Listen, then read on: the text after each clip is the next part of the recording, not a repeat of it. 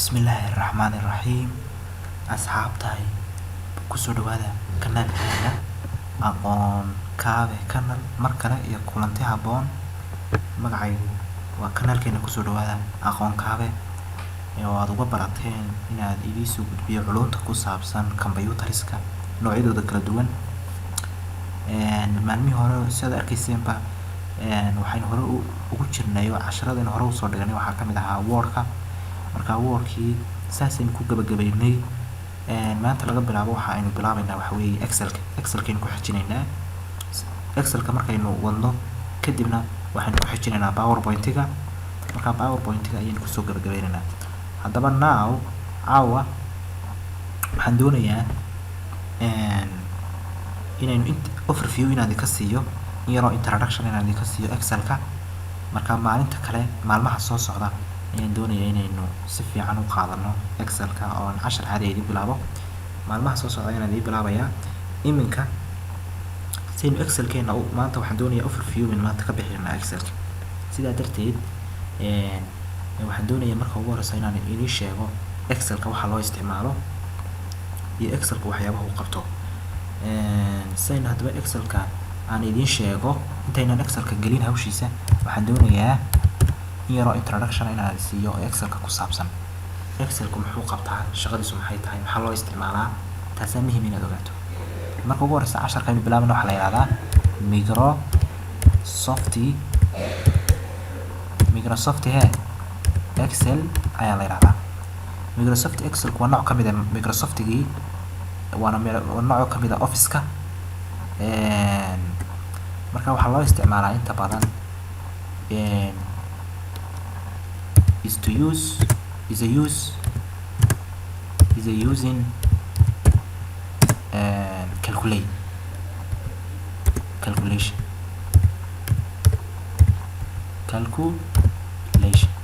waxaa loo isticmaalaa maxay?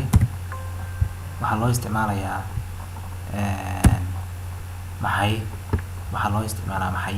calculation, xisaab. waxba lagu xisaabiyaa xisaabta iyo waxyaabahaas ayaa loo isticmaalaa. waad fahantay baan u maleynayaa waxyaabaha uu yahay Microsoft Excel. marka Microsoft Excel inta badan waxaa loo isticmaalaa calculation si wax lagu xisaabiyo. sidoo kale waxaa loo isticmaali karaa only xisaab waxba lagu xisaab qura looma isticmaalo as well as waxaa loo isticmaali karaa sidoo kale whole data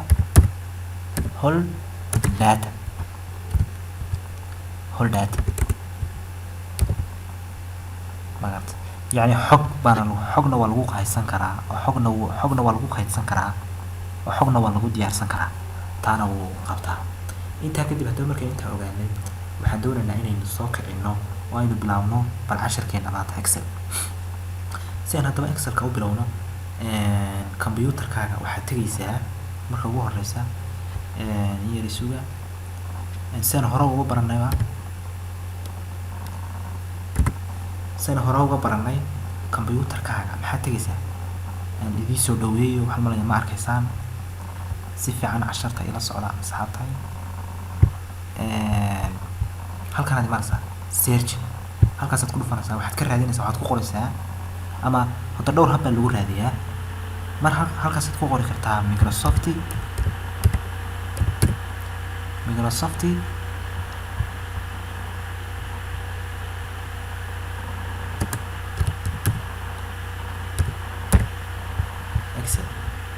Microsoft Excel.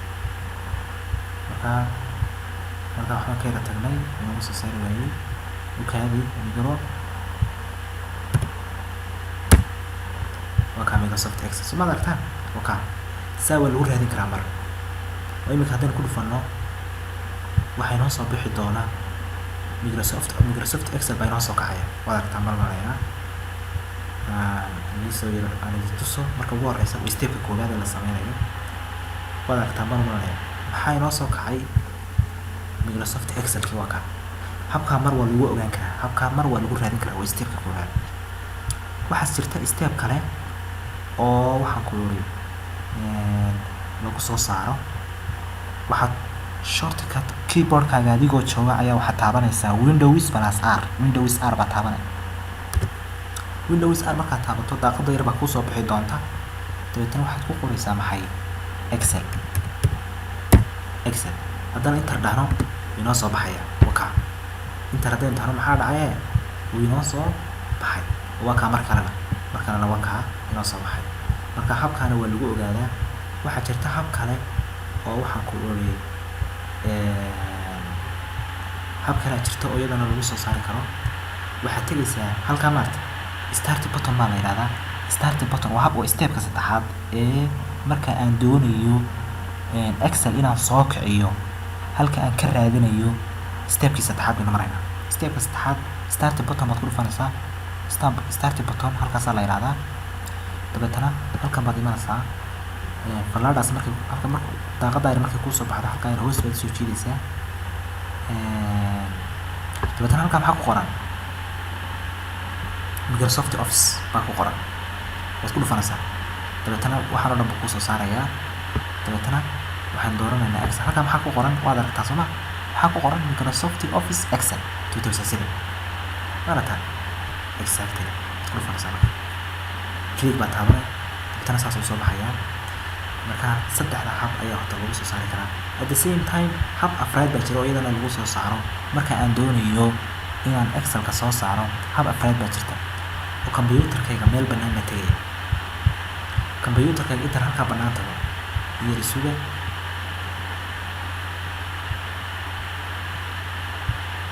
computerkayga halka bannaan inta tago ayaan dhahay right click. dabeetana waxaan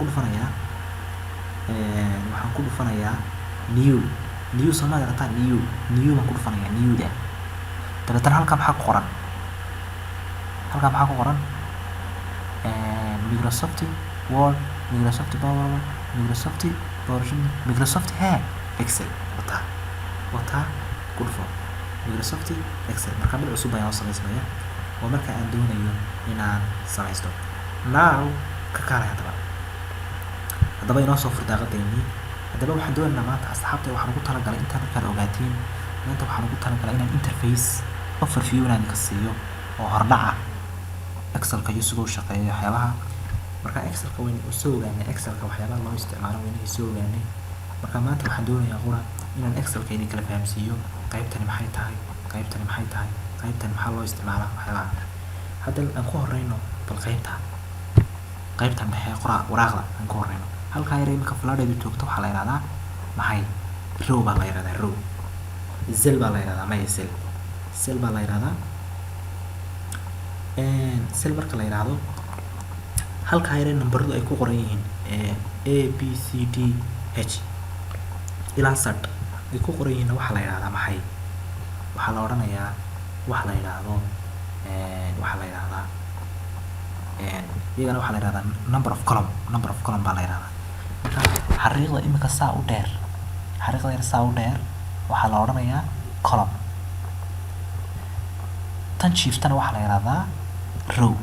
marka numberadan iyagu waxay sheegaan row numbers baa la yiraahdaa. kuwana number of column baa la yiraahdaa. columnkii tiriya columnka ay sheegayaan.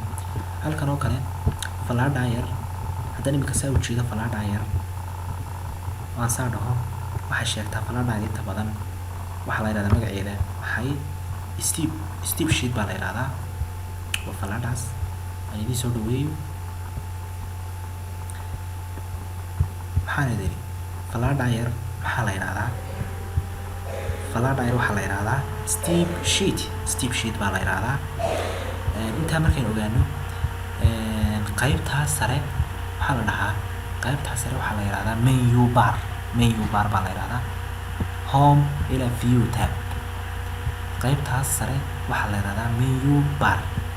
qaybtan waxaa la yiraahdaa start button, office button baa la yiraahdaa. waa office button waa meesha inta badan laga maamulayo qoraalka waxaad halkan ku diyaarsato waraaqdan waxaad ku diyaarsato halkaad ka maamulayso halkaasaa la yiraahdaa. marka qaybtan waxaa leedahay marka aan doonayo imika bilmasal oo kale inaan waraaq cusub samaysto halkaas new baan ku dhufanayaa. dabeetana way soo baxaysaa open.